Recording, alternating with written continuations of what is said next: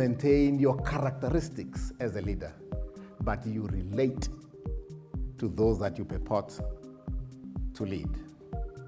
You bridge the divide between self and other selves, between me and community, between person and people. You make those distinctions. That way, you will not become an element in the crucible. You still remain a catalyst.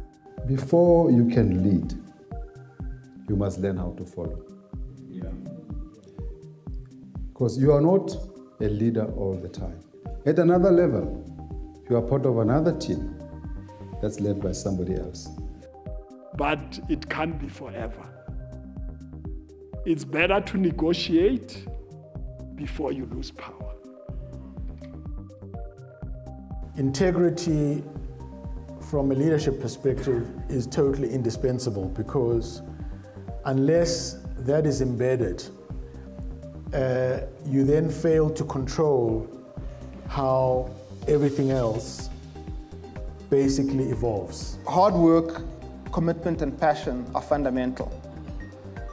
So if you've got clarity of purpose, you've got to know that to meet that purpose, you've got to sacrifice, you've got to work hard.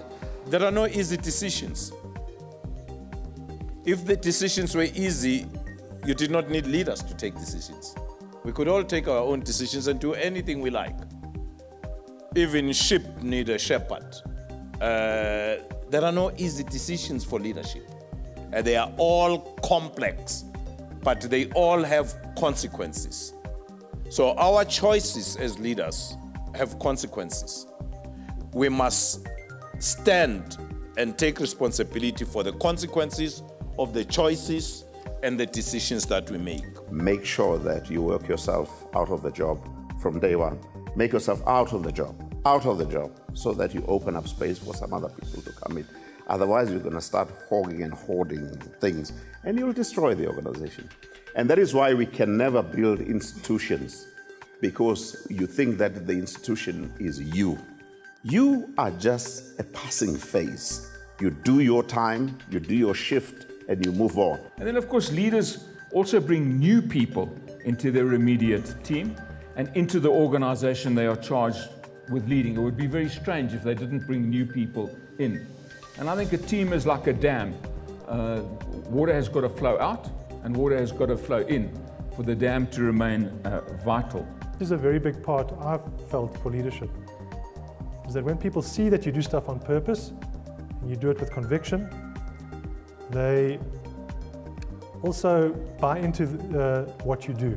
Intuition is that thing that tells you that something is right, even though you don't have the evidence to prove it.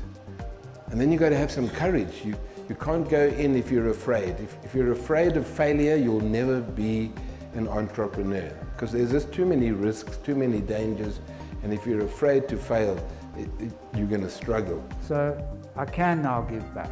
And I learned a lesson from a friend in India who retired about the same time as I did.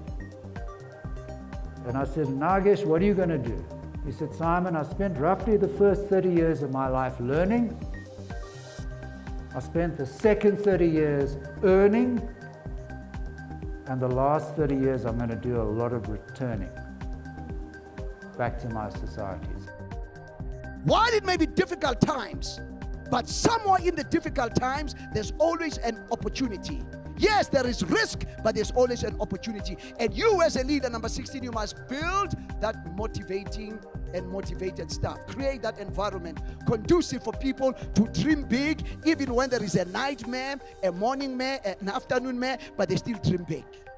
Now, I'm not saying entrepreneurship is not good, but please, we're tired of doing deals now. This nation needs people who are going to do work. Are you with me?